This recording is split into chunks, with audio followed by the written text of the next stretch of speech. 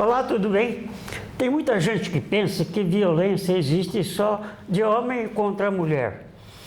Mas eu estou descobrindo aqui no nosso programa Violência Zero, a hora do basta, do Instituto Violência Zero na TV Relacionamento, que também existem homens vítimas de violência pelas mulheres. E aqui nós temos um convidado ilustre, que é o italiano Bruno Manzotti. Como vai? Bem-vindo. Rafael, tudo bem? É uma honra estar aqui hoje. Vamos lá, vamos tentar passar para todos que estão nos assistindo as condições que essas coisas estão acontecendo e como fazer para minimizar ou para acabar. Para que violência? Sim, né? Tem lugar para todo mundo nesse mundo. Sim, né? Exatamente. Conta um pouco da sua história para nós e para todo mundo que está nos assistindo. Bom, em primeiro lugar, uma boa tarde para todos. Ocorre que a Lei Maria da Penha, ela é um instrumento judicial que é muito importante para a proteção da mulher, né? Eu sou a favor da Lei Maria da Penha, porém, tem muitas mulheres aí que têm usado da Lei Maria da Penha de forma errada. E elas têm criado denunciação caluniosa, têm acusado falsamente muitos homens inocentes, e eu passei por isso 2 vezes. Só que a segunda vez que eu passei por isso foi a pior. Eu fui até atrás de advogado, né? Tentei resolver a minha situação e não me saí muito bem. Porém, estou tentando resolver isso até agora. E eu gostaria de explicar para vocês a minha história, o que aconteceu. E eu queria frisar alguns pontos. Que isso envolve até a questão do narcisismo, né? Das mentiras, mulheres que gostam de mentir. O homem também mente, né? Mas ultimamente as mulheres têm mentido muito. E isso daí é uma coisa que deixa a Lei Maria da Penha numa situação muito desconfortável para as mulheres que realmente precisam dessa lei. Lembrando mais uma vez que eu não sou contra a Lei Maria da Penha, desde que ela seja usada de forma correta pelas mulheres que são realmente vítimas de homens agressores, né? Que não foi o meu caso, né? Por isso eu vou contar o que aconteceu na minha situação. Manda aí. Bom, vamos lá. Eu conheci uma senhora, né? Em 2021, pelo Facebook. E em 2023 nós começamos a interagir. Nos conhecemos pessoalmente, eu fui até a casa dela porque ela passou o endereço da casa dela, fui convidado a ir até a casa dela. E ocorre que nós tivemos um romance. Essa jovem, ela disse pra mim que era solteira, que não tinha ninguém. Eu fui até a casa dela. Ela, inclusive, morava com a mãe dela, deve morar até hoje, né, com a mãe dela. A mãe dela me atendeu lá. Até então, fui muito bem recebido por ela. E ela me fez várias propostas, né, de namoro, de casamento. Nós chegamos a ter uma certa intimidade, né. E teve um momento que eu fui na casa dela e aconteceu que ela, de repente, se escondeu no banheiro. O celular dela tocou.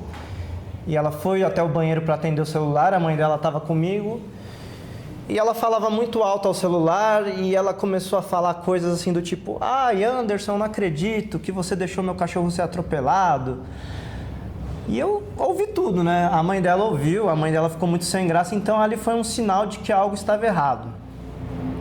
Quando ela retornou do banheiro, eu perguntei para ela: "O que foi, Ana?", o nome dela é Ana, né? "O que foi, Ana? O que está acontecendo aí?".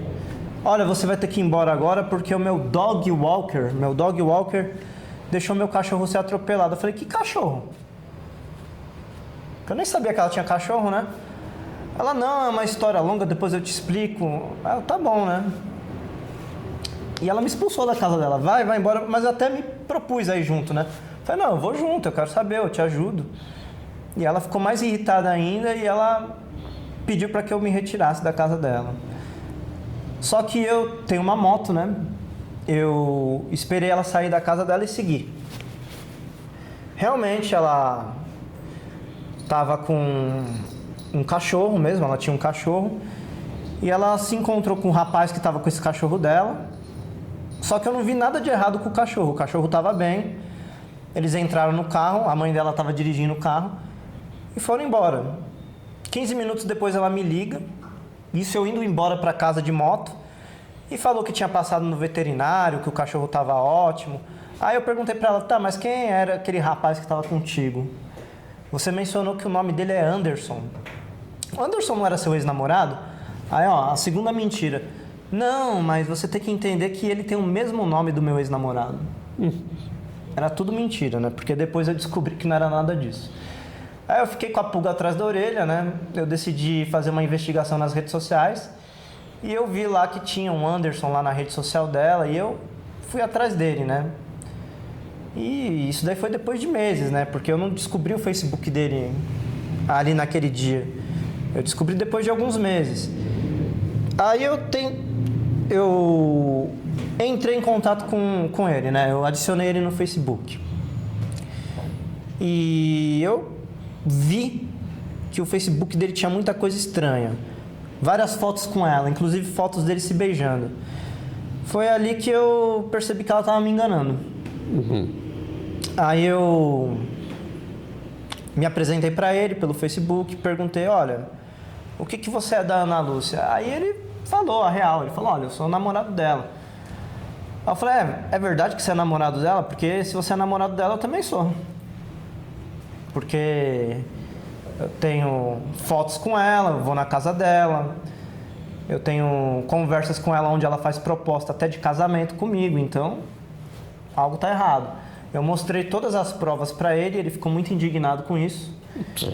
E ele foi tirar satisfações com ela, né? E ela deve ter ficado irada com isso, ela ficou muito irada. E eles devem ter brigado, discutido, porque eu tomei a frente da situação. E depois desse evento, ela me denunciou na Lei Maria da Penha. E acionou uma medida protetiva contra mim. Como instrumento de vingança, óbvio, pela descoberta que eu fiz. E desde então, ela tem feito vários boletins de ocorrência dizendo que eu quebrei as medidas protetivas, que eu agredi ela, que eu ameacei colocar fogo na casa dela, que eu era colecionador de armas de fogo. Ela, inclusive, na delegacia, ela disse que não me conhecia, que eu era só um cara qualquer ali que ficava stalkeando ela. Ela me acusou de stalk. Ela disse, inclusive, que eu descobri o endereço da casa dela, coisa que é mentira, porque várias e várias vezes eu fui na casa dela porque eu fui convidado. Eu não fui lá porque eu invadi a casa dela, fui porque eu era convidado a ir lá. Inclusive, eu ia lá e namorava ela e a mãe dela sabe disso. E a mãe dela protegeu ela nas mentiras dela, ou seja, a mãe dela é cúmplice das mentiras dela. E com o passar do tempo eu acabei fazendo amizade com um outro amigo dela, que inclusive é homossexual. Eu espero trazer ele aqui numa próxima oportunidade, que ele vai contar melhor essa história. E ele me revelou que ela tinha vários amantes, além desse namorado, o Anderson, né? Que ela tinha vários amantes, que ela se envolvia com vários homens. Então isso daí é um caso de narcisismo. Acredito que isso daí seja uma patologia, né? Porque ela é mentirosa patológica, né? E eu levei isso daí à frente da justiça, com várias provas e tudo. E a justiça, o Ministério Público, não aceitou, sabe? Levou toda a versão dela como se fosse verdade. A minha testemunha, que inclusive era um amigo dela, o amigo dela se chama Ronaldo, ficou doente, né? No dia da audiência, ele não pôde comparecer. E eu fiquei muito angustiado com isso, né? Porque ele tinha como reverter toda a situação e eu acabei não participando da audiência. Então eu entrei como revelia, né? Revel.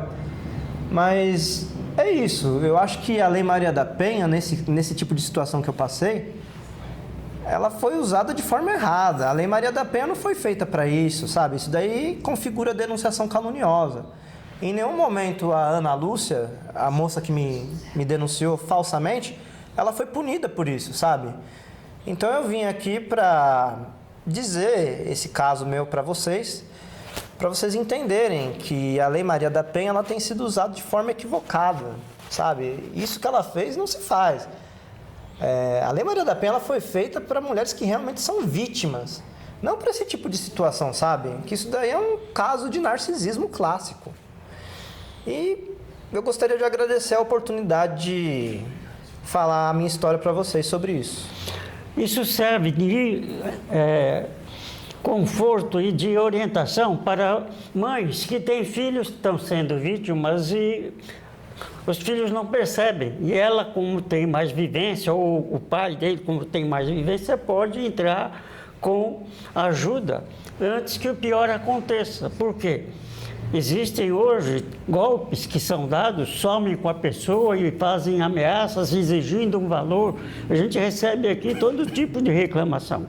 E o que acontece? A lei é feita para resolver o problema. Nós precisamos de uma sociedade sadia, espiritualizada, que respeite que nós todos temos um lugar aqui e com um propósito, que é Deus, e nós fomos feitos à imagem e semelhança de Deus. Não estamos aqui para sermos bola nem peteca de ninguém, não é? E quando você tem um relacionamento, é preciso estar indo de encontro a fazer a outra pessoa feliz, e você perceber que esse não é o caminho, ter a liberdade de escolha e sair fora, né? Mas é isso. Estamos dando uma bela lição para a sociedade. Muito obrigado pela sua participação. Você tem agora o seu momento para passar seus contatos, suas mídias sociais, e nós agradecemos desde já que é o primeiro homem a fazer a sua reclamação. Sim, eu apenas tenho uma reclamação a fazer sobre o sistema judicial do Brasil, né, que ele tem que rever a Lei Maria da Penha. Como eu disse anteriormente, eu não sou contra a Lei Maria da Penha. Porém, as mulheres que usam dessa lei de má fé, né, para fazer falsa denúncia, para prejudicar os homens, elas estão prejudicando as mulheres que realmente precisam dessa lei. E o meu caso foi um absurdo isso, sabe? Porque até agora eu estou tentando resolver isso e eu estou saindo como culpado, como condenado. E eu gostaria de fazer o meu protesto, né, sobre isso aí. Pois levante um movimento na sociedade, dá suas mídias sociais, para que eles possam te corresponder com você. Comigo também aconteceu, e vamos, né, e criar força. Sim, exatamente. Então, o meu contato é telefone 011 96 035 0497, e no Instagram eu tô como Bruno Manzotti. Você vai ganhar do nosso programa uma carteira blindada que combate a violência do chupa-cabras no metrô, numa multidão, qualquer coisa desse tipo. Você põe o cartão aqui dentro, não pega nem no chupa-cabras, nem na maquininha. Opa. Você tem que tirar para pegar. Se você não tirar, não pega. Então, é a nossa maneira que o programa Violência Zero, a Hora do Basta, de nosso querido Instituto Violência Zero, e que você acaba de dar uma grande contribuição, que é para a camada da população masculina que pode vir e reclamar também. Porque há necessidade de harmonizar a sociedade e também de fazer o melhor para humanizar as pessoas, porque a sociedade está se robotizando e os robôs estão se socializando, está invertendo tudo. E o ser humano tem discernimento, tem dons, tem direito à liberdade, tem uma série de coisas a seu favor, está sendo destruída por causa desses desentendimentos. Vamos trabalhar juntos nisso. Você também pode entrar em contato conosco. O Violência Zero tem um WhatsApp à sua disposição, que é o 95802-5350, diretamente comigo, Rafael Abud. Muito obrigado pela sua participação e continuamos aqui à disposição da sociedade harmonizada. Muito obrigado.